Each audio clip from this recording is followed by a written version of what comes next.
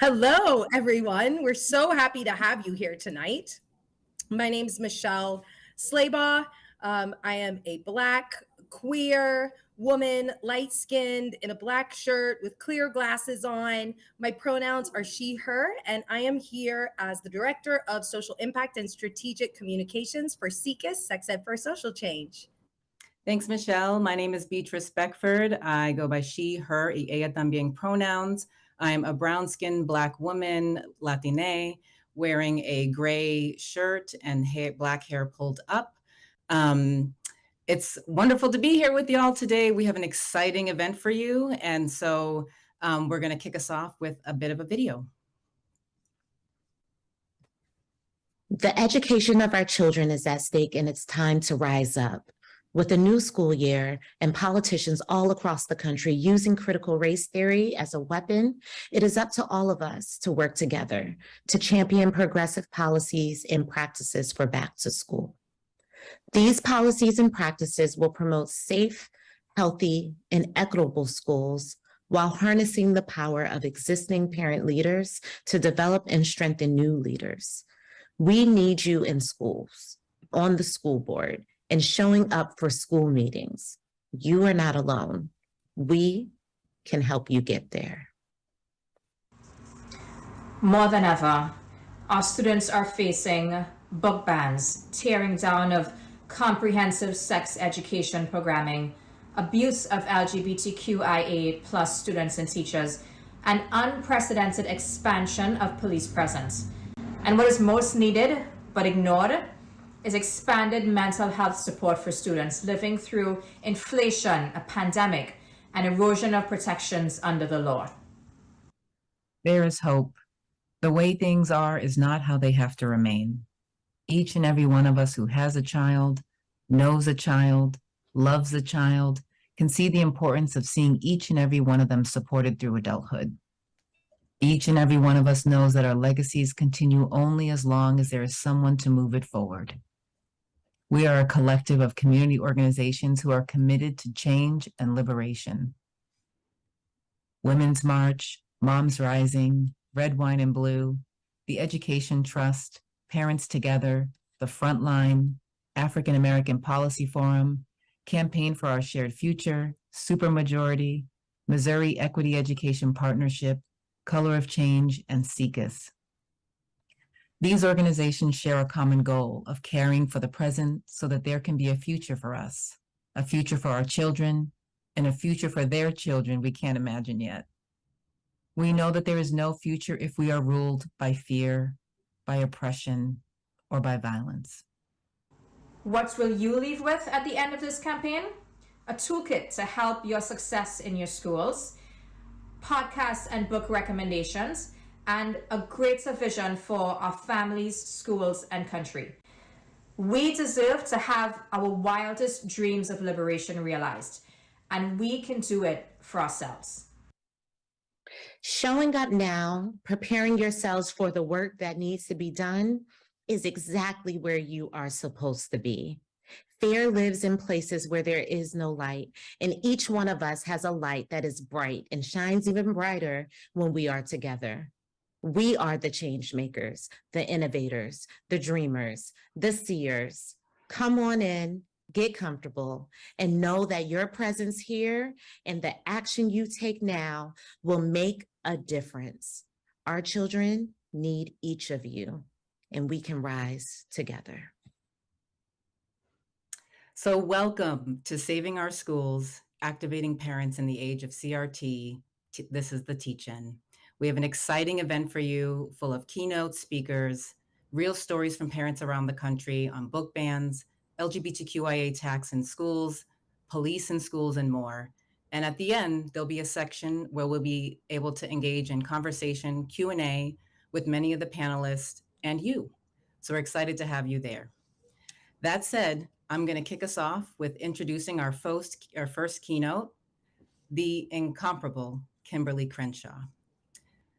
Dr. Crenshaw is the mother of intersectionality, critical race theory, and the Say Her Name campaign. She is the co-founder and executive director of the African American Policy Forum, the founder and Executive Director of the Center for Intersectionality and Social Policy Studies at Columbia Law School, and is the Promise Institute Professor at UCLA Law School, and is the Isidore and Seville Solbacher Professor at Columbia Law School. Dr. Crenshaw. Thank you for the kind introduction. Good evening, everyone. I am extraordinarily honored to be part of this activation of parents across the country who care deeply about children having access to safe, honest, and inclusive education. We at the African American Policy Forum welcome this fight to save our schools from an extremely well-funded effort to undermine public education, public institutions, and democracy itself by weaponizing anti-racism. We have, in fact, just returned from a 15-state, 24-city tour where we sought to galvanize voters by drawing out the links between the attacks on our democracy and the attacks on anti-racist education. Now, the same forces that are attempting to gerrymander our democracy in order to rig our elections permanently are also attempting to gerrymander our history in order to undermine all of our aspirations for a truly equitable and inclusive society. This campaign arrives at a critical moment for our country and for the future of our children and our grandchildren. In 2020, millions of Americans in every state came together to demand police accountability after the murders of George Floyd and Breonna Taylor. Yet for some, the prospect of this growing consensus around the goals of a truly inclusive democracy resulted in a backlash. They attempted to dismantle this energy. Now, the wholesale attack on all manner of anti-racist history, concepts, tools has all been packaged together as a repudiation of what they call divisive concepts, most prominently among them being critical race theory. Now, having gentrified this entire terrain of anti-racist histories, prisms, practices, school boards and legislatures across the country sought to censor these so-called divisive concepts, concepts such as structural racism, implicit bias, disparate impact, even including the racist origins of our Constitution, and of course, the entire racial justice apparatus. Now, during our tour last week, voters and parents were astonished to learn exactly what has been taken out of their children's curriculum under the guise of this attack on divisive concepts. It includes classic books such as Beloved and The Bluest Eye by Toni Morrison, Their Eyes Were Watching God by Zora Neale Hurston, Sister Outsider by Audre Lorde, and books by newer writers like Ta-Nehisi Coates, Between the World and Me, Heavy by Casey Lehman, and All Boys Aren't Blue by George Johnson. Even a book by Ruby Bridges, telling the story of her integrating New Orleans schools as a 6-year-old, has been attacked by these extremists. And beyond book banning, teachers have lost their jobs and licenses, principals have lost their schools, and those who remain have been chilled. And in the midst of all of this, it's our children who are left to suffer. What are they left with to interpret a world that remains stubbornly unequal, with a culture that is ill-equipped to excavate what exists beneath the surface to explain why? Some children are left with nothing other than the inference of their own inferiority, and others are left with a sense that they, as future citizens, are responsible for no one but themselves. The denial of our racist history has always been the Achilles heel of our democracy. This is why less than 10% of high school seniors know that slavery was the cause of the Civil War. It is also why on January 6th, all too many of our fellow Americans stormed the Capitol, convinced that something had been stolen from them that they had a right to exclusively think of as their own. That is the consequence of miseducation. If we want to steer away from this abyss, we have to repel the censoring of truthful history. We have to elevate inclusive narratives, and we have to curate values of diversity and equity across race, sex, gender identity, class, and ability. Now, as easy as that said, it's not easy to do. In fact, the efforts to fight back have been complicated by efforts to outrun our own shadow. We've tried to pivot. We've tried to avoid detection. We've tried to disavow CRT and a host of concepts that extremists want to paint us all with. The reality is that there are no legs that can carry us fast enough from what they don't want us teaching, because what they don't want us to teach is the true history and the current reality of this country. And that is what CRT is. Although many of you may not have heard of it until last year, it's a prism and it's a practice that for more than 30 years has been set to answer some basic questions. Why do inequalities like wealth, health, and security persist and even grow over time? And what role did law play in making inequality appear to be natural and unalterable, while colorblindness has been ramped up as a cover up to erase and deny all the hows and all the whys? These are the things that our kids want to know. And beyond that, for kids of color, these are the truths that they need to know. What extremists are trying to ban is simply survival knowledge, something we practice and teach our kids when we give them the talk, or when we place our hands at 10 o'clock and 2 o'clock, when we see the flashing lights in our rearview mirrors. To ban this knowledge about what is real and how we have long struggled to overcome it is to put us all in grave jeopardy. So this is why we must fight. As I've said for the last few weeks, there is no daylight between racial justice and democracy. Democracy was the entire reason that Brown found desegregation a constitutional right. It is why the effort to save what remains of those commitments have to be fought tooth and nail. Now, there's some bad news and there's some good news. The bad news is that the lies have done damage. They've traveled throughout the country before our truth got its boots on. The good news is that majorities are with us. Majorities support the teaching of our historical truths in our schools. Our own focus groups of Democratic voters tell us that when we define critical race theory, 82% of them are squarely with the teaching of critical race theory. And so are our children.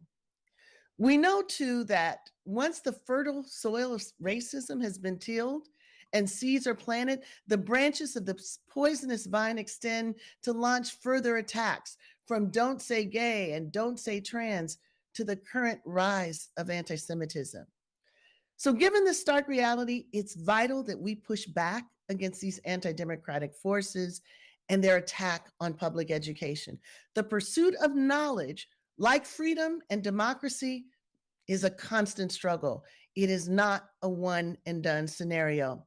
So together with our partner organizations, we stand in solidarity with you as parents to fight back against book bans and attacks on the knowledge necessary to sustain a truly inclusive democracy. We hope that tonight's event provides you with an in-depth understanding of how we got to this fraught moment. We also will hear personal stories from individual parents, because the human cost of these attacks is too often invisible. And finally, we hope you'll find the tools you need to take action in your local communities, whether you can give 5 minutes or you're ready to run for office. And most importantly, come November 8th, let them know what we think about banning books, about erasing our history, and about undermining our democracy. Thank you. Thank you so much, Kimberly, for an incredible kickoff to this conversation. I am super excited to hear what else our speakers have to offer. And next, we are going to be moving into the conversation on book bans. And according to PEN America, who published a report in September of this year, during the 2021 and 2022 school year, 138 school districts in 32 states banned more than 2,500 books. robbing our youngest Americans the opportunity to learn through literature. And now we are going to hear a story from Zabrina Looney with the AAPF. My name is Zabrina Looney, and I am a wife and mother of 4, and I live in Wentzville, Missouri. I got wind that there were some books that were being challenged. My son actually happened to be in English AP class, so this would directly affect him. There was too much of a coincidence of books that were targeting LGBTQ authors and that was targeting Black authors. And that was something that struck me because I was raised in a very rural area. And I understood the importance of having books to help me identify some of the things that I experienced within a school system where I didn't feel like I was seen.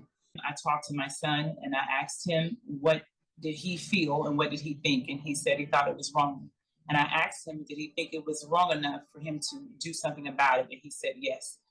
And that was my proud mama moment because I wanted to do something, but I needed him to also be an advocate for himself. And so we contacted the ACLU. I would say to anyone who is going to stand up for something that is wrong in your community, that is wrong in society, that you feel like it's wrong, you have to be prepared to finish the fight. You have to be prepared for whatever comes next. You have to show strength in whatever decision that you make. You have to show tenacity to finish it. It is not for the weak, but when my story is told, I'm confident in the fact that it would be that I stood up when something was wrong.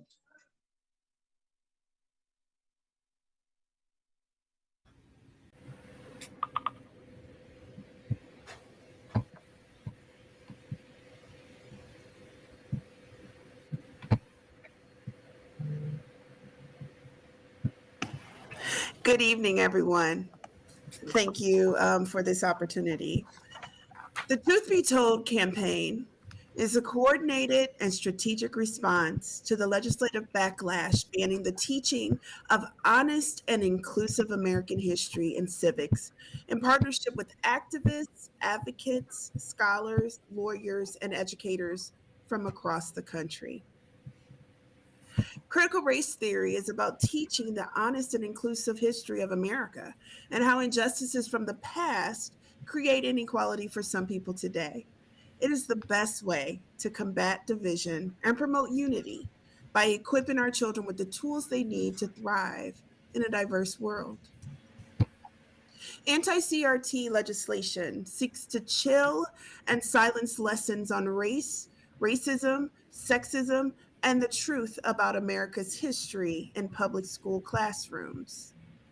Conservatives have been utilizing buzzwords like divisive concepts, parents' rights, age-appropriate instruction, and curriculum transparency to mask the true nature of their anti-racism legislative campaign.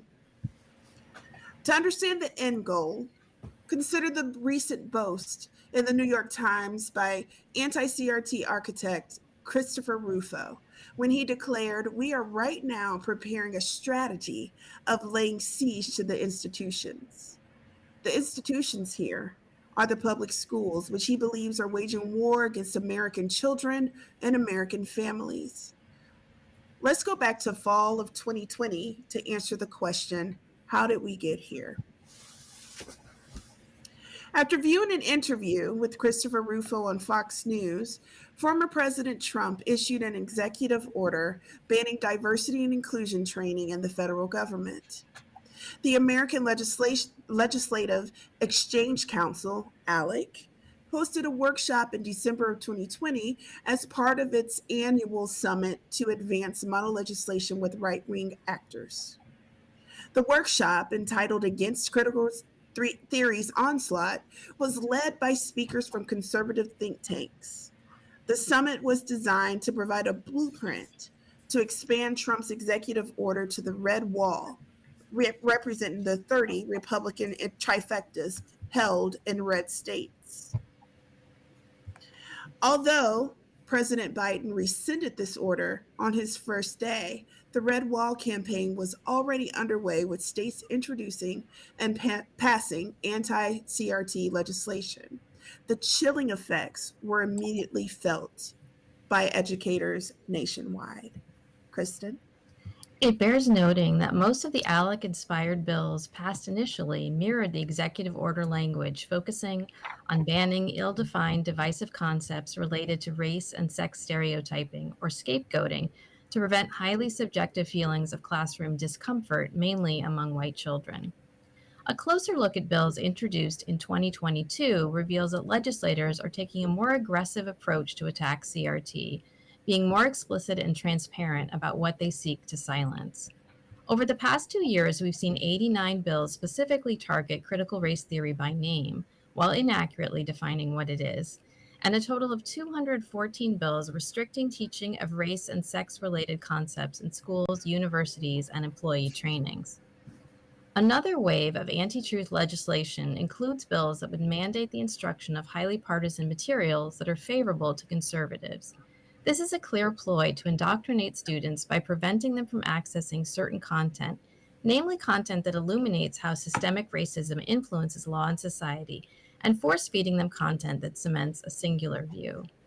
One key example is Florida's HB 395, an anti-communism bill championed by Governor DeSantis, which ironically mandates the instructions of how citizens suffered the suppression of speech under communist regimes. Mandatory punishment is another trend. These are specific required punishments for individuals or school districts found in violation of the law. One especially egregious example is Oklahoma's SB 1142 that sought to impose a $10,000 fine for school districts whose libraries contain books about gender identity.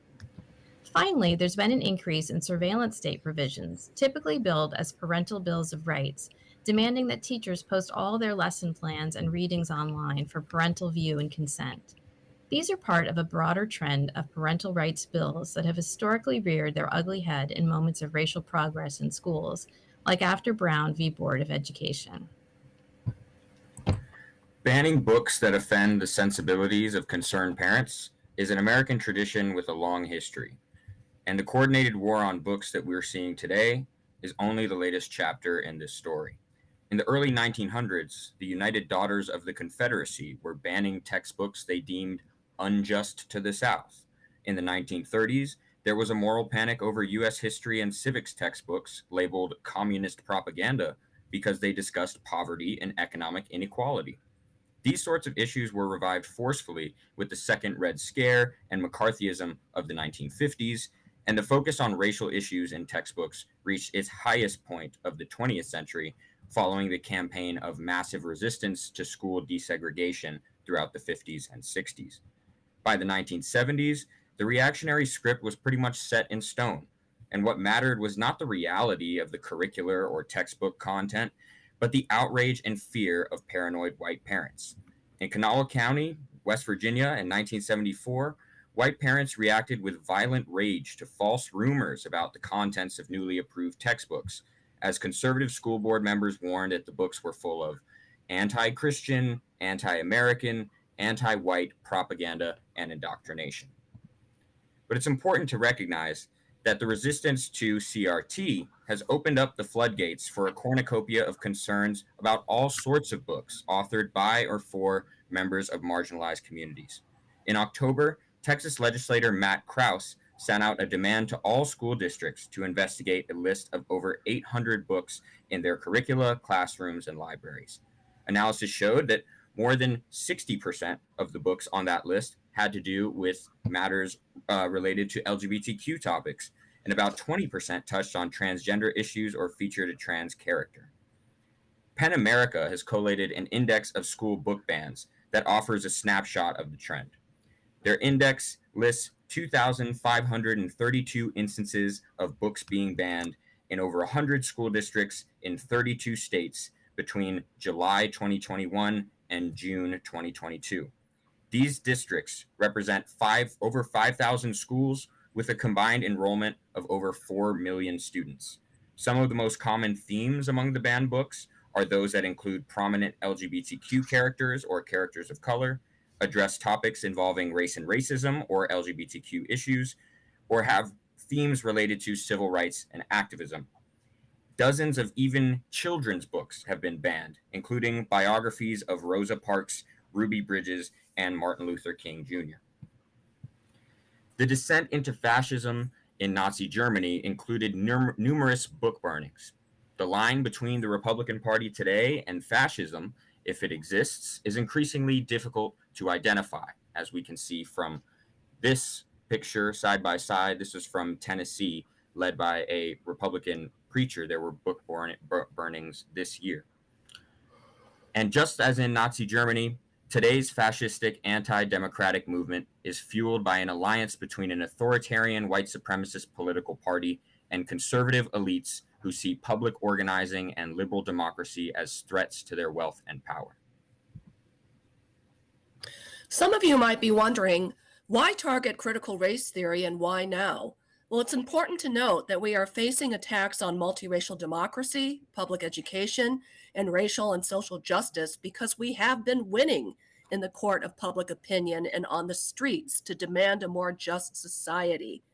From the Manhattan Institute to the Heritage Foundation, from Fox News to the State Policy Network, the architects of right-wing infrastructure realized how they were facing a serious dilemma that became even more apparent after the 2020 elections, when Democrats won back control of the Senate following an incredible intersectional activation that resulted in an upset win in Georgia. As a result, one nagging challenge that right-wing operatives with the school privatization agenda had was to figure out how to get white parents to disinvest in their public schools, a formidable challenge because of the way that white supremacy operates. Because of white flight and the exclusionary and state-supported development, policing, and protection of white neighborhoods, suburban parents have been generally happy and satisfied with their public schools and public school teachers. That's why a fear-mongering campaign centered on race was so essential to turning around both the racial reckoning momentum among suburban white voters and their support for public schools. Enter the disinformation campaign against critical race theory. This hit job had to be about race, it had to have a strong emotional appeal, and it had to invoke fear with lies about the real state of things to make inroads among white suburban parents who were moved during the summer of racial reckoning to demand racial justice. At AAPF, we have been saying all along that a defensive message like critical race theory is not taught in public schools is not only ineffective, it's counterproductive. It unintentionally endorses anti-CRT legislation by treating critical race theory and systemic injustices as things that don't belong in public schools. And once we accept that premise, it's just a game of what falls inside or outside of the boundaries of CRT. This allows for distancing and disavowals to take center stage instead of affirming the importance of these essential classroom conversations. At some point, we must stand up for the importance of teaching about systemic racism and related forms of structural subordination by using the most powerful anti-racist tool that we have in our toolbox, and that is critical race theory. And so we really want to emphasize that even though the challenges ahead of us may appear stark, there has been considerable resistance. And we are thankful, for example, for the lawsuits filed against Oklahoma, New Hampshire, and Florida's backlash laws by the ACLU, LDF, Lawyers Committee for Civil Rights, NEA, and the AFT. Students and youth are organizing, and the groups sponsoring this event are hard at work on many initiatives. You can join AAPF tomorrow at 7 Eastern for our virtual event, Books Unbanned, From Freedom Writers to Freedom Readers, a cross-country call to action. You can find the link for free registration in the chat. So we thank you all for your attention, for helping us to fight back against these anti-CRT, anti-truth movements fueling book bans across the country.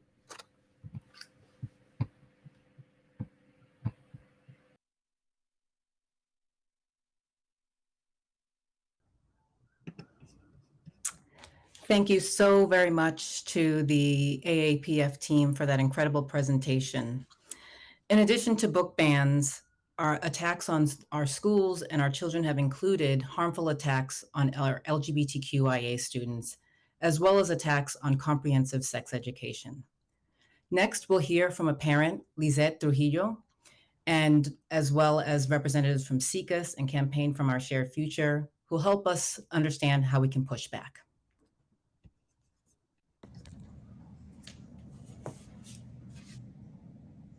It is so important for students to have access to inclusive, medically accurate, scientifically researched sex ed. As a mother living in Arizona, I cannot tell you how harmful it is to not allow students to have access to this very important life-saving information. It teaches kids how to be responsible for themselves and their choices, how to take care of their bodies, and what consent actually means.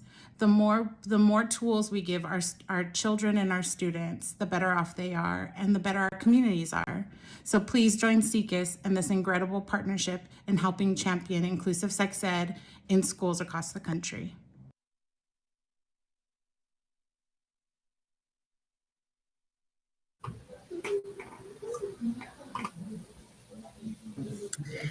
Thank you so much.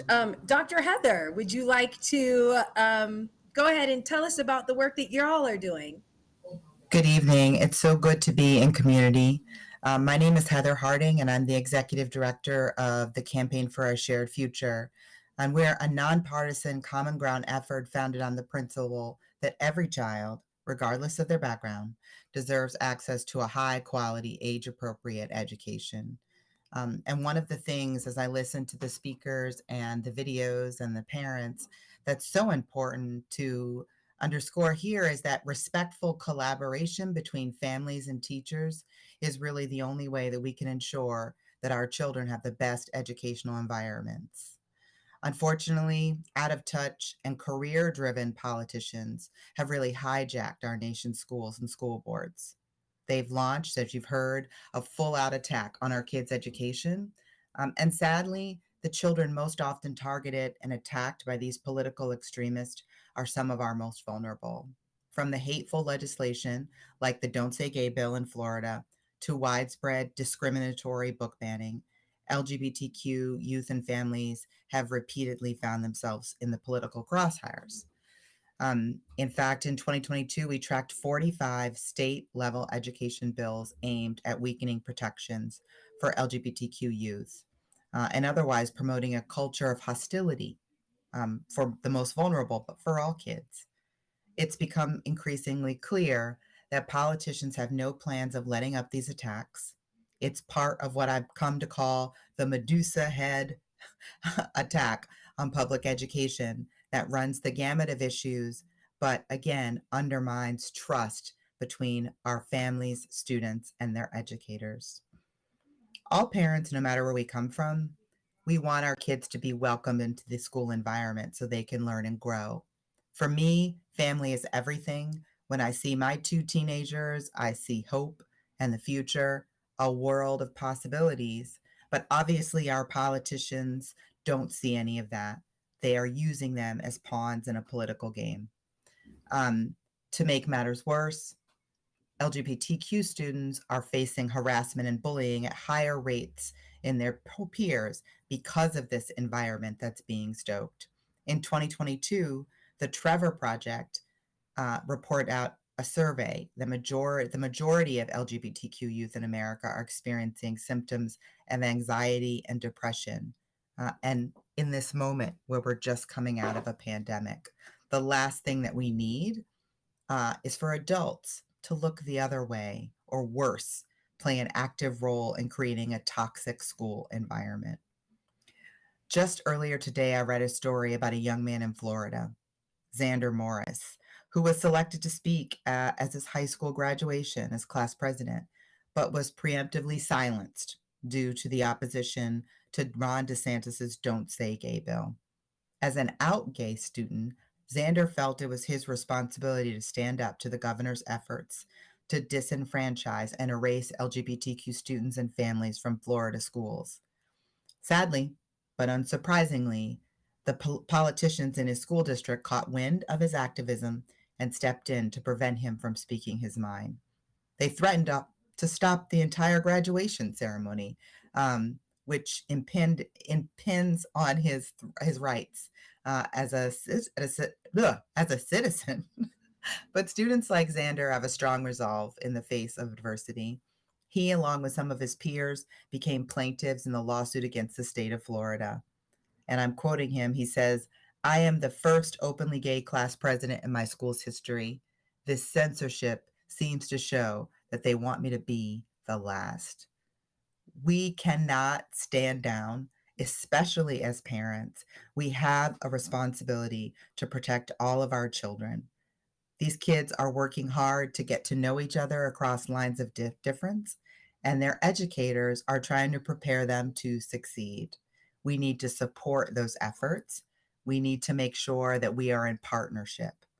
All over the country, the threat of career-motivated politicians infiltrating our school boards and becoming more prevalent is real. These efforts to erase history, which have been well shared prior to my talking, are part of America's complicated racial past. We can have and do have a great country, and we need for it to get better.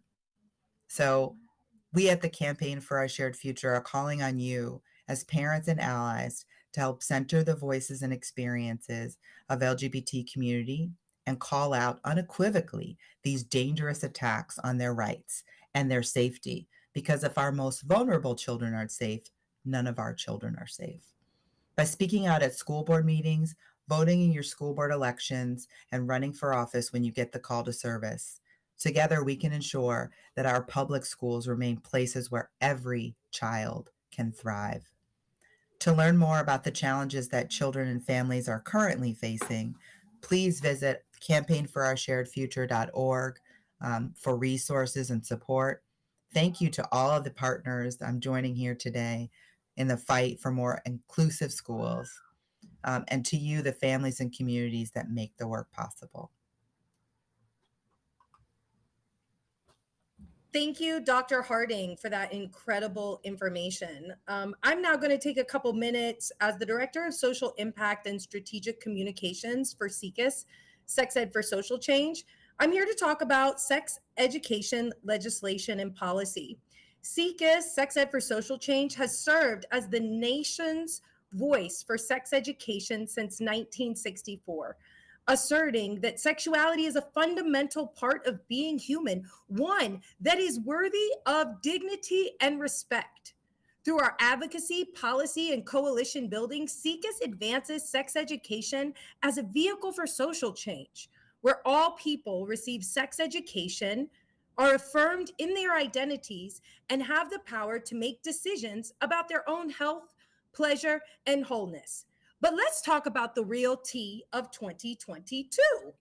SECUS has tracked about 127 bills that were anti-LGBTQAI+, including restrictions on classroom discussions of sexual orientation and gender, transgender youth sports bans, gender-affirming care bans, and other bills that would lead to hostile school environments for our LGBTQAI+ youth. We saw a dramatic 413% increase in divisive concept bills that Kimberly Crenshaw mentioned earlier, that have come into being introduced this year alone. Often the bills that we're seeing are copycat bills. And this is why this is important for everyone who is watching. These are the same exact or almost same exact language from previous bills that we are seeing pop up in states and districts all across the country. And we want to inform you about who these individuals are, because despite America's large-scale support of teaching truth, teaching CRT, teaching sex education in the classroom, our youngest Americans are at risk because there are politicians out there who do not mind compromising their safety to build their base and garnish capital for their campaigns. I want to really stress how sex education has been a part of Americans' history since 1919. It was then that the US Department of Labor and Children Bureau released a report suggesting that sex education was vital for the development of youth. In 1920, sex education was introduced into high schools. 1930, the US Office of Education published its first sex education materials and starts to train teachers. In the 30s and 40s, human sexuality courses appeared in colleges. In 1964, as mentioned, SECUS was developed. And in 1968, the US Department of Education gives NYU a grant to develop graduate programs for training in sex education. Then the 60s and 70s hit, and sex education became politicized. And why this is important is because the same playbook that we are seeing used to create book bans, to create divisive and dangerous legislation for anti-trans youth and anti-LGBTQ ideologies is the same exact rhetoric that we saw in the 60s and 70s when sex education became politicized. It is important to recognize that there are over 3 decades of research that build a case for sex education, asserting that the effectiveness of sex education based on updated national sex education standards are ones that can result in improvements in knowledge and attitudes towards dating violence and intimate partner violence by reducing harmful beliefs and stigma and sexist attitudes. Sex education improves understanding around physical boundaries and healthy relationships. Sex education improves social and emotional learning and increases bystander self-efficacy. These studies show that no matter where we live or who we love, most of us want our young people to receive relationships and sexuality educations at schools. And that includes parents. We know that when young people have the support of well-trained educators in learning about themselves and their boundaries, they do better, not only in their personal lives, but also academic achievements elevate, right? But there are certain politicians that are trying to hold on to power by waging a war on our kids. They are more willing to leave our kids vulnerable and trample the rights of the majority of this country if it helps them raise money for their base. We see how they are trying to erase Black history from our curriculum through their efforts on book bans and other oppositions to public school relationships and sexuality education, removals of CRT concepts, as well as very dangerous initiatives to reduce access and opportunities for our LGBTQAI+ students. But guess what? We can fight back. These far-right extremists have continued to benefit from the investment in not protecting our young people, but by protecting a privileged social system that will continue to push forth white supremacist ideas and far-right ideologies that are not in alignment with what makes this country great, which is diversity. But we must recognize who these individuals are by naming them. The most well-known big 3 are the Family Policy Alliance, the Heritage Foundation, and the Alliance Defending Freedom. The extremist movement behind these attacks on diversities of our public school systems is backed by major donors. These are not grassroots efforts. We really want to continue to ask for your support in identifying ways you can get involved. You can do that by going to secus.org and signing up to be a part of our newsletters so you can get real-time action alerts in your area to be able to take action, write your local congressperson and let them know. I also invite you to check out SECUS's state legislative policy reports that allow you to understand where your state legislation sits around sex education. And finally, I want to invite you to check out educateus.org. That is SECUS's C4 sister organization that can give you a full download of candidates that are supporting sex education and reproductive rights on the ballots this year. I want to remind you that while this is always and often tiring and overwhelming, there are organizations that are here to help. Get involved in whatever level you can and know that we are here fighting for you. And at this time, I am going to go ahead and introduce our next conversation, which is about how do we create safe environments in our schools and the level of policing that is currently happening. So I'd like to introduce a parent story from Moms Rising. Hi, my name's Erica, and I'm here to tell you, don't think this could never happen to you. Don't think that just by being involved in with your child in their education, having all the mental health systems working with you, don't think that it can't be your child. I have a 14-year-old child who has special needs that had everything in place. I'm actively involved. I'm there every step of the way. And I still watched our school systems bring in police against him. I now have a child who is afraid to leave the house, who is scared of the police, who's scared of teachers, and now has PTSD from going to school and giving it his all.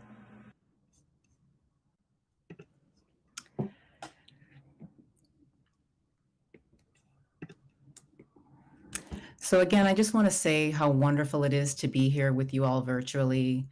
The outpouring of interest and support for this event has been deeply inspiring. As I share this section on school health and safety, I would love for folks to be thinking about what makes you feel safe and supported. This question is an important starting place for how we can envision and create a climate in our schools that supports students and creates a culture of safety that centers the needs of children and young people. Please feel free to add your reflections, your ideas, your thoughts in the comment section. Now more than ever, young people, and specifically school-aged children, need support. Our country is experiencing an urgent mental health crisis. In 2019, more than 1 in 3 high school students said they experienced persistent feelings of sadness or hopelessness, and 1 in 5 students seriously considered suicide.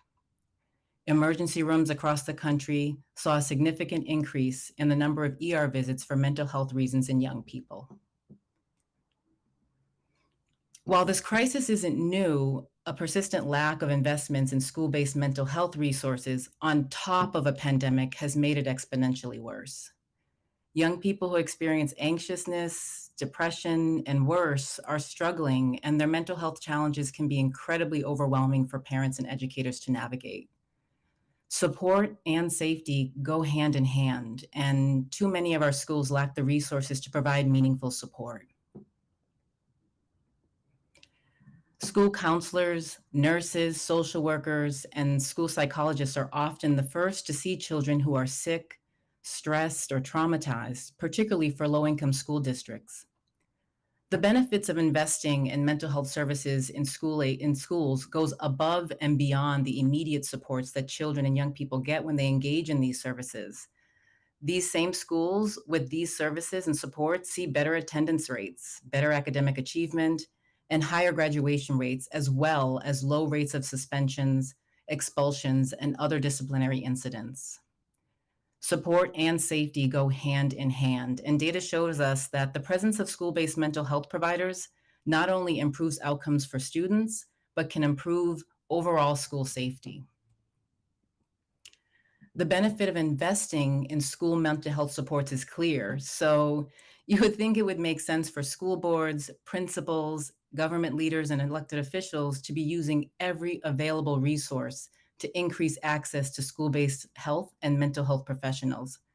But instead, what's happening is funding for police and schools has been on the rise on top of a national youth mental health crisis. And while schools face critical shortages of counselors, nurses, psychologists, school social workers, and teachers. Even schools offering some mental health services are terribly understaffed. Nationally, it's recommended that at least one counselor and one social worker for every 250 students, at least one nurse per 750 students, and one psychologist for every 700 students. These staffing recommendations are a minimum requirement. Despite that, and as this map depicts, the 90% of students are in schools that don't meet these standards, and in schools with a significant lack of health and mental health support staff, law enforcement presence is increasing. Many states reported 2 to 3 times as many police officers in schools as social workers, and several states reported more police officers in schools than nurses. This is an issue affecting millions of students across the country. That's 14 million students in schools with police, but no counselor, no nurse, psychologist, or social worker. That breaks down to 1.7 million students in schools with police but no counselors, 3 million students in schools with police but no nurses, 6 million students in schools with police but no school psychologists, and 10 million students in schools with police but no social workers. What this looks like in our schools is parents like Erica seeing their kids experience harm versus help. And just to give an example, there are now more law enforcement officers in Florida's K-12 schools than there are nurses. And the arrest of students have jumped in the 2 years since legislators passed a law requiring that every school deploy a police officer and an armed school employee. You may have remembered the Give a Teacher a Gun effort. This more police, more guns approach is not working. And these images show the Orlando Police Department escorting a 6-year-old away after arresting them at their school. And then there's Kaya, a 6-year-old who, with her grandmother here. Kaya's tiny wrists were zip tied and she was escorted out of her school, taken into custody after she reportedly threw a temper tantrum. The temper tantrum had been triggered by tiredness because of her sleep apnea, a condition the school was well aware of that made her irritable that day. As a result of the arrest, Kaya developed extreme separation anxiety and wakes up screaming with night terrors. These stories are not the only ones, and they're happening across the country. During the 2018 to 2019 school year, the number of children and young people arrested in Florida increased 8%, even though communities around the schools saw a 12% decline in the number of young people arrested. Police officers arrested elementary-age kids 345 times. That includes arrests of a 5-year-old and 5 arrests of 6-year-olds in the same year. School safety it's a shared responsibility. We know what works, and it's not more of the same. Investing in school-based mental health supports helps kids, particularly the most vulnerable, while continuing to pour hundreds of millions of dollars into policing in schools has not made our schools any safer, and instead has actually created more harms. The reality is that together we can change this, and it starts by taking action, speaking out, signing petitions, and advocating for resources for student mental health supports. It means showing up at school board meetings, writing or calling your elected officials and educating them on the importance of school-based mental health supports and the mental health crisis that our children and families are navigating. Additionally, police and schools are funded in a number of ways, but ultimately they're funded by us. They're funded by you through your local, state, and federal taxes. And the people you elect, the people we elect, Congress, governors, mayors, city council, and even school boards make funding decisions on our behalf, on your behalf, from year to year, which means you can help influence how your elected representative distributes and redistributes public school funds. You can push for budget proposals that invest funds into what students really need instead of pouring money needlessly into more police in our schools. You can advocate for and tell your legislators to support bills like the Counseling Not Criminalization Act, which would provide $5 billion in new grant funding to help schools hire more counselors, social workers, behavioral health professionals, and to help school districts implement services in schools that create a positive and safe climate for all students. Together, we can advocate for the type of safe and supportive school environments where all children can learn, grow, flourish, and thrive. So let's continue this conversation in our homes, in our schools, and in our communities. I mean, let's do it everywhere. Let's have this conversation everywhere. Because when we know better, we can dream bigger, we can make meaningful change in the lives of our children, and ultimately, we can do better as a society. Thank you.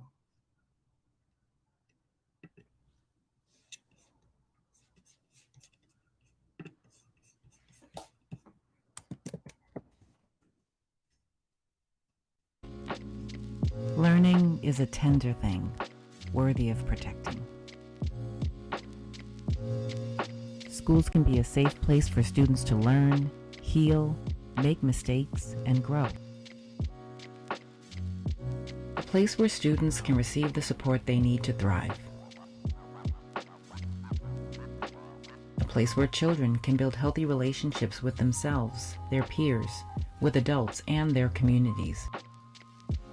Introducing policing into schools and criminalizing student behavior fractures and harms this delicate ecosystem, turning students into targets, teachers and staff into weapons, and schools into pipelines to prison. When we resource our fears instead of our futures, students, schools, and communities lose access to essential supports. Young people, educators, parents, and communities are stepping up to protect the delicate ecosystem in our schools. They're advocating for resources to be redirected away from systems of harm and punishment towards systems of support and care. Together, we can build a world where schools are a safe place for students to thrive and reach their full potential. To learn more and take action, visit momsrising.org.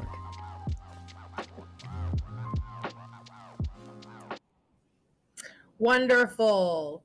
Are y'all fired up? I know I am, and I hope that you are too. I hope that the information that you have seen thus far in this presentation has got your biscuits burning and you are ready to take action now by getting involved with your local school board efforts. And now we are going to talk about how do you get involved in school board and how do I run for a school board office? And remember, it doesn't matter if you have kids in a school district or not. If you live in a school district, you still have the right to be a part of the school board efforts in your community. And I encourage you to do so. Homeowners insurance would do the same thing. So now I'm going to throw it to our next video, which is about getting involved in local school board elections. My name is Nidhi Satyani, and I am a school board member in a suburb of Columbus, Ohio. I chose to run for office a year ago because I believe in our public schools. Our public schools are the one place where everyone, regardless of identity, regardless of ability, regardless of socioeconomic differences, come together with a shared goal of becoming informed citizens, citizens who care about the welfare and dignity of others. And that's the heart of a democracy, and I believe in democratic societies. Our nation is at a fork in the road. Will we continue to honor the dignity of everyone? Will we empower our teachers to teach hard things? Will we challenge and support our students to reach a high bar? I love my district. and I believe in our students, and I know they will go out and change the world. I'm also not naive enough to believe that one suburb of Columbus, Ohio can do it alone. So I'm asking you to please join me. Run for office. It's hard, and you can do it, and it is really worth it. Thank you.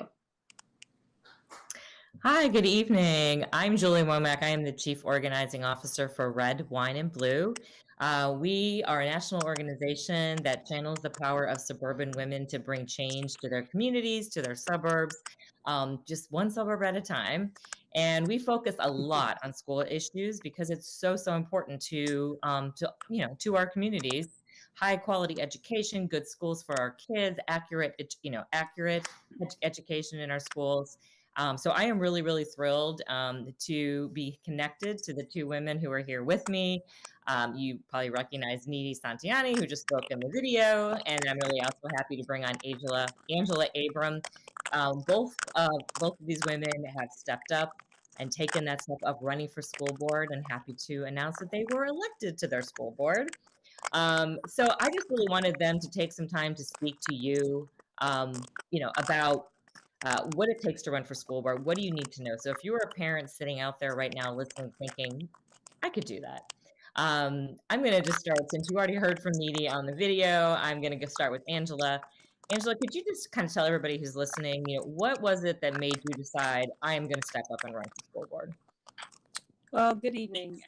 One of the reasons I decided to run for school board was because my children were about to leave our high school, and I still wanted to continue to give back to my community. I had the opportunity to observe multiple school members in the community, and I just felt that it was something that I could also do to further my public service in the community. That's great. I'd like to hear from both of you, and Nidhi, I will switch back over to you.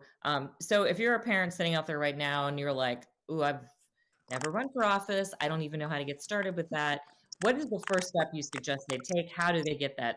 How do they get that training to run a campaign? Yeah, absolutely. So that is definitely a thought I had about 2 years ago. And there are so many resources out there. Most of them are free. There are some that you can pay for that will really give you the tools that you need to create a campaign plan, which is basically a business plan for your campaign. Angela and I actually met through a local Ohio-based organization called Lead Ohio. But there are organizations all over the country that will give you the training that you need, that will teach you how to fundraise, that will teach you how to knock on doors, that will teach you how to hone your message, that will teach you how to prepare for a debate. All the different parts of a campaign can be taught and can be learned, and there are organizations who will support you. Angela, anything to add to that? Anything that you thought was super helpful in terms of getting training or in preparing for that run for school board? Certainly, I was given pretty much like a syllabus. This is what you need to do first. This is what you need to do next. And I was taught how to kind of back plan from the election date all the way to whatever my current calendar date was, and be able to make sure that I was staying on target with all of the objectives that we needed to complete. So we certainly did learn a lot in our Ohio based programming. And I know there are some national programs that are through certain political parties. So, if a person is of a certain party, they can certainly look that up from the National Training Center aspect. So those are the things I do. I know that I've worked with groups like Lead, Emerge, Run for Something if you're on the younger side. I think if you're under 40 for Run for Something. Obviously, political parties also do that training. So there are definitely so many avenues to take. How did you guys go about, and I'll go back to you, Nidhi. How did you go about, obviously you got this training and then you're like, I'm going to jump in, I'm going to do this. What was the first steps that you took, and how do you build a campaign team? Because you really can't do this alone, especially as busy moms and community members, you need help. Yeah, so the first thing in Ohio is to file what we call a designation of treasurer form, which I think is similar in many states. And that officially makes you someone who is allowed to collect money. And that's really the first step. So you have to find someone who can be your treasurer. And this can be anyone. I know a lot of campaign members or a lot of candidates who will use a spouse or even themselves as their treasurer initially. I don't recommend that through the whole campaign, but initially, if you need to be your own treasurer, that's totally fine. You can always change that later. But really just someone who's pretty good with numbers. It's not a lot of complicated math, right? There's contributions, there's expenses. You just got to keep track of it. And so just someone who's willing to stay on top of the individual expenses and contributions. And then from there, you really grow your team. Most all of my campaign team members were other moms in the district. Some I had met through the PTO, some I had met through my kids' soccer teams, just other people who have skills that would complement my own skills in getting that campaign off the ground. Angela, what about you? How did you grow your team, and what do you think were the most important things you did to get started? Well, after you get your treasurer form filled out and you go and get those signatures on your petition, it allows you to kind of get out there and knock on doors, and it allows you to interact with people that you know you're going to go see them because you know that they want to support you in this endeavor. So then you can kind of find out where their skill sets are, and then you can kind of form your team, because there are some people who will very happily go and knock on doors for you, but there'll be other people who will only very happily make a phone call for you. And then some people will just really prefer to write a check. So it really just depends on that group of people that you interact with. And, of course, one person knows another person. And so before you know it, you're able to kind of get that nice collective. And then also, if you're running on a slate or with other candidates, they certainly share information amongst each other, so you can certainly find out, well, if I need this type of information, who should I go to? So you become just part of a network, and then you can kind of really grow your campaign through that network. Needy, I know you mentioned the treasurer being the first most important thing that or person that you need to find. What other vital kind of people do you need on a campaign? Yeah, I mean, I think it really depends on what your own skill set is, right? So if you're really good with social media marketing, then you probably don't need somebody who's running that for you. I'm not particularly good with that. And so finding people to help me with the social media and marketing piece of it was good. And then in our community, because I'm a relatively new member of our community. I lived here 6 years when I started my campaign. And this is an old community where people live here for generations. So for me, it was really important that we were connecting with people on an individual basis. And so we had a lot of house parties, kind of meet and greet type things. And so one of my friends was just in charge of scheduling those and making sure they had what they needed for the house party. So just knowing your community and what are the ways in which people will learn about you and they'll trust you as someone who is one of their own will dictate who you invite to be on your team. Angela, same question, who do you think is vital? And then maybe you can just share with us too, your best advice to somebody that is thinking about doing this, considering it, even if it's just a little, tiny thought in the back of their head right now. What advice would you give them in terms of getting started and taking that next step and actually running? Well, certainly, first thing I would recommend is go to your school board meetings. Be involved. If you are not a parent of a child in the district, then definitely make sure you're abreast of what the current issues are in your community. A city is only as strong as its school district, and a school district is only as strong as a city. So also make yourself aware of what's happening in your city or your township. And just go for it. There's no reason why you shouldn't. Do your homework, find those people who will support you, and find those people who will be realistic with you. You don't want anyone just kind of gassing you up, but find those people who will be your true listeners, but who also tell you the truth so that you can move forward with a good intention. Needy, what about you? Advice for people who are considering this? What do you want to tell them about what you've seen and done in terms of of stepping up to do this? Yeah, I think the thing to keep in mind for me is that you're never alone. it may feel like you're alone, but you're not. Like I said, I met Angela through some campaign training events, but just getting to know other candidates who are hitting the trails the same time as you is such a great way to have a support group of just, hey, I had this negative experience when I was door knocking. How did you handle it? This is how I handled it. All those real-time experiences and having someone else to go through it with you is really critical. And you're not alone, right? There are people running all around the nation. One of the people that I connected with, I met through Facebook, and she was running, 7.5 hours away from me. But we would still connect every now and then just to talk about our experiences and how similar they were, and how she was responding, how I was responding. So it'll feel like you're alone sometimes, but you're really not. There are people out there.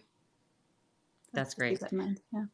And then when I asked these two ladies to speak, and I asked, did they know each other? Because we're all in Ohio. And they both like, yes, we met at training. I'm like, that's the Small World connection that you can make doing this. So thank you both for coming on and speaking. Really appreciate it. And thank you. Red, Wine, and Blue is always happy to be involved in school issues. It is a big part of what we do. So if you all are looking to organize in your community, if you're looking to get more involved in your school boards, showing up to your meetings, you can definitely come check out our website at redwine.blue. We have a parent playbook that teaches you how to organize in your community. So very happy to be here. And I'm going to move back over to the next section of our program. Good to see you both. Thank you. Thank you.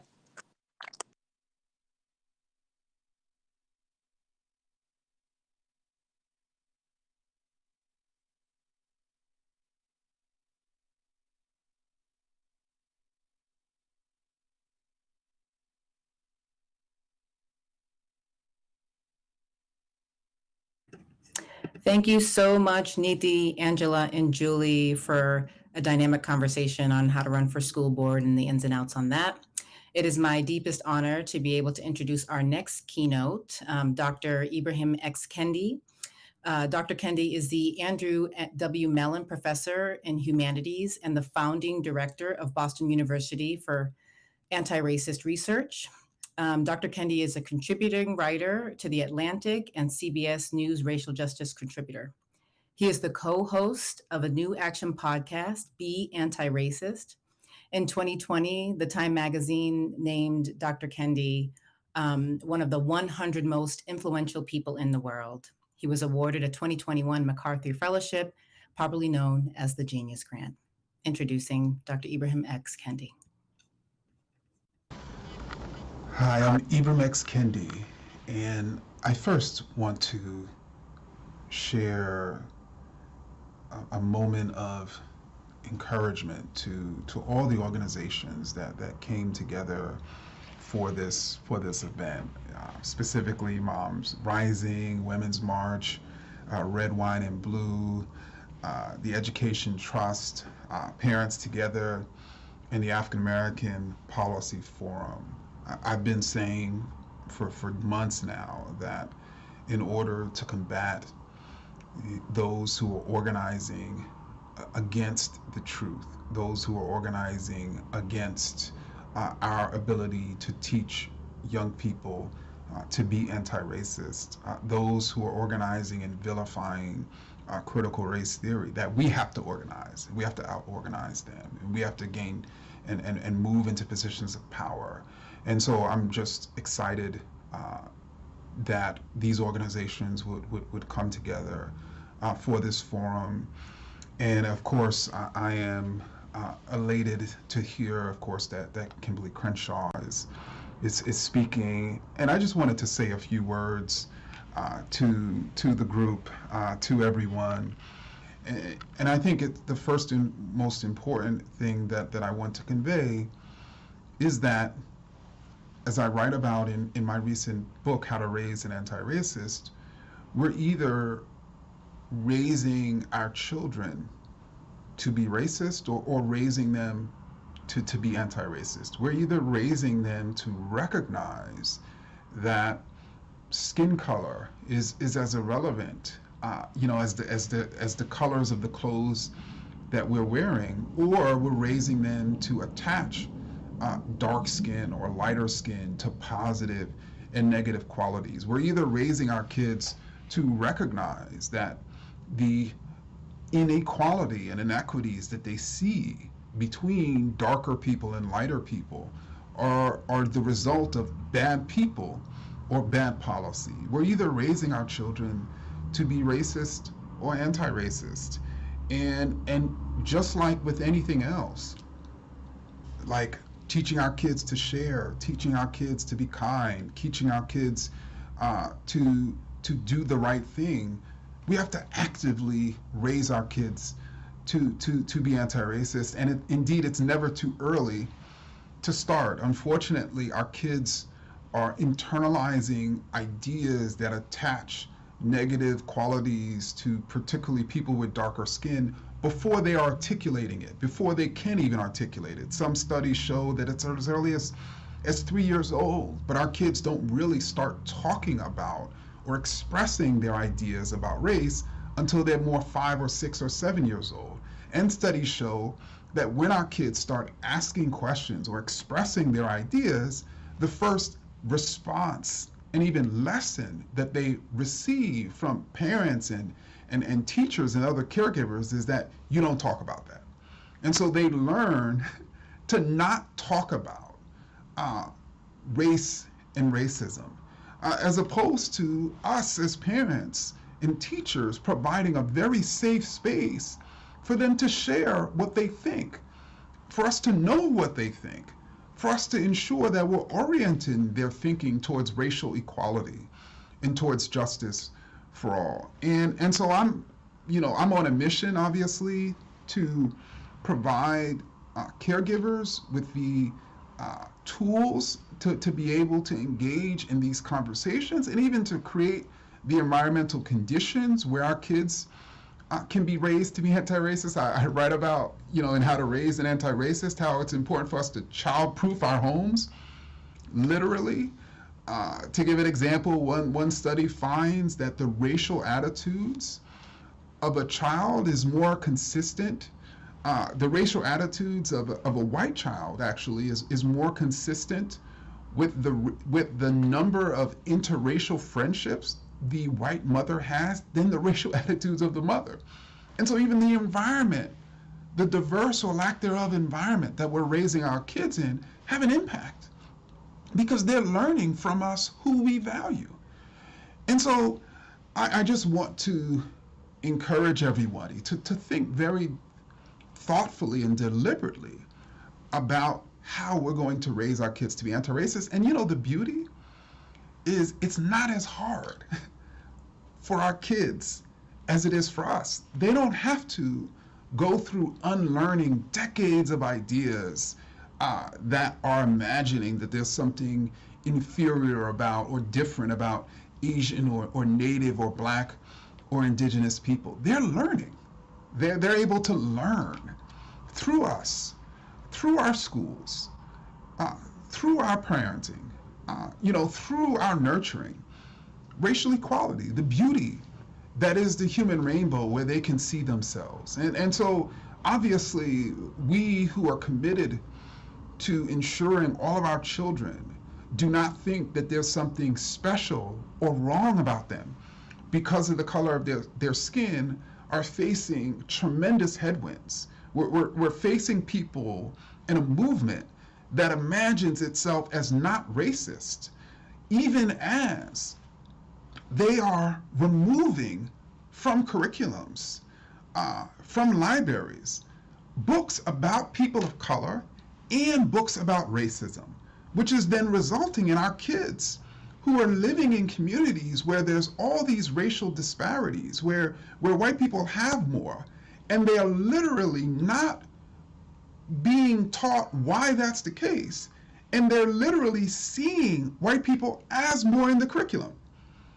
And then the people who are creating those conditions, both in our community and both in our schools, are imagining themselves as not racist and imagining themselves as seeking to protect our children. No, to protect our children is to teach them the truth about their world. To protect our children is to teach them the truth about our history. To protect our children is to teach them about people in the past and in the present who have been fighting for racial equity injustice to protect that Black girl is to actively teach her through stories, through education, that there's nothing wrong with her because of the color of her skin. To protect that white boy is to teach him that he is special when he is nice and when he shares, but he's not special because he's white.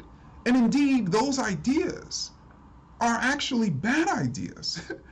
And so that white child can recognize when he's 13 years old that those white supremacists who've jumped into their multiplayer video games, that their ideology is wrong. So he can protect himself from it. So that Black girl, when she's 14 years old and she's facing 5 instances of racist discrimination per day, that she's not thinking it's because there's something wrong with her. She knows through her education that racism exists and racism is a problem. So I am, obviously animated about this issue because our children are the most vulnerable to these bad messages, to these racist messages, and they're the group we're the least likely to engage about it. But that stops here, that stops now, and that stops now because of the organizations and the people who've come together tonight. And I'm so glad to be in community with each of you. Thank you so much, Dr. Kendi. Incredible comments. And now we are going to open the floor up. We have a very short amount of time, but I'd like to ask the panel one question that can kind of bring this all together and coalesce all the message. So to all the people on screen now, my question to you is, that came from a Facebook viewer: what do you want to say to encourage parents who are dealing with all these issues at once and are listening to us right now?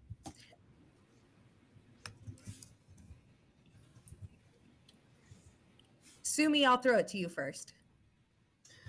Well, that question reminds me of one of the forerunners of critical race theory, Derek Bell, who famously once said that racism is permanent in this society, looking back on history and institutions. And he's been, significantly picked up on that by the right-wing blogosphere.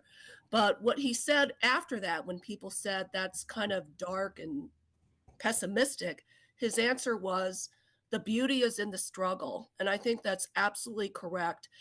If parents are facing all of these assaults on various fronts, the most important thing you can do is get involved and get activated. I just came back from a 26-stop, 2-week bus tour. That's what we did, multi-age, multiracial. It was exhausting, it was difficult, but it was life-affirming and meaningful. So please get involved. Join us tomorrow night. Bitly, Books Unbanned. We're having a session if you're just getting started, and all these organizations have ways for people to tap in. So take us up on it, get involved. The beauty is in the struggle. Thank you so much. Julie, what would you like to say to this? I think from talking to parents, which is what I do all the time, who have become aware of issues in their schools and they want to do something, they often feel very alone. Like, I'm the only one who's seeing this or hearing this, and it's just not true. So you need to reach out. You need to, whether it's start a Facebook group or send an email to somebody you know, or go to a school board meeting and talk to parents there. Just find that community. Because I always tell people, if you start something, build it and they will come. Like, you start an organization, you start a grassroots group, you start showing up with other parents, you will find that it will grow and grow and grow. And you have so much power together when you stand up and support each other. So I always just say, find that community.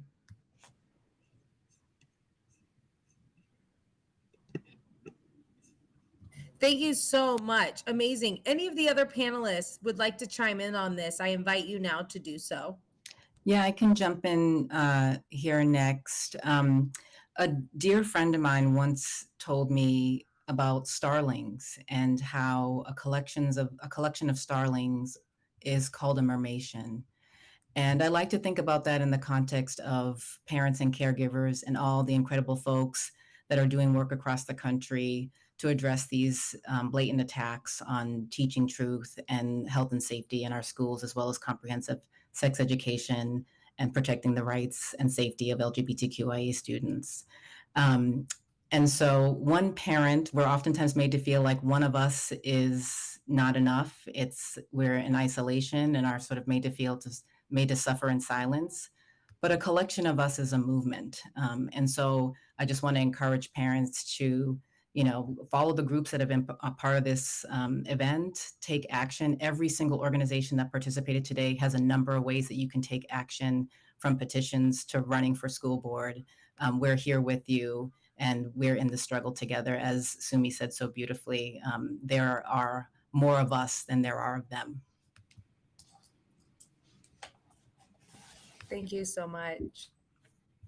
Anyone else from this group want to make a statement? Sure. I would just say that as a former teacher and also as a caregiver of a child who's currently in our school system, it's important for parents and teachers to work together, because from teachers, they don't often feel that they have the full support. They often feel isolated. And as parents, that same thing happens. But coming together, building power together, meeting, talking to other people, and working in community is where we find our strength. It's important for every parent to know that you are not alone, that there are networks and there are people who think exactly like you. And sometimes it can feel that way.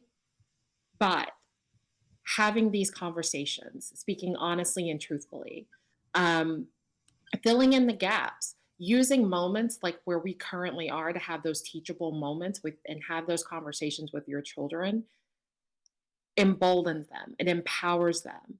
And it also supports the teachers who really want to have these conversations, but they don't know whether to do. And I encourage parents also to share these resources, take these back, take these to your child's school, take them to your child's classroom, and have those conversations and get involved and build community, but also share in what you've learned.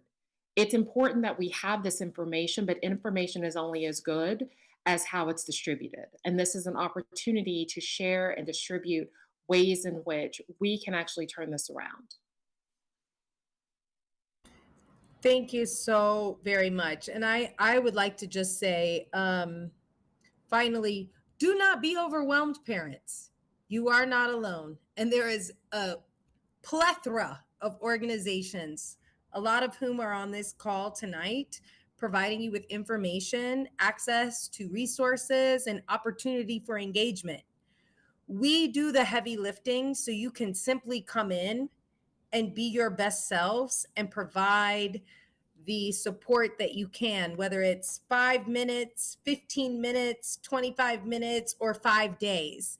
We are here to help amplify your voices through the organizational structures that we have created. And now I am going to pass it back over to my co-host to give you a rundown of all of the resources that we are providing for you in this very session. We hope that at the conclusion of this session, you will share it with your friends, you will refer back to it, and you will check out our resources. So Ms. B, it's on you now. Thank you, Michelle.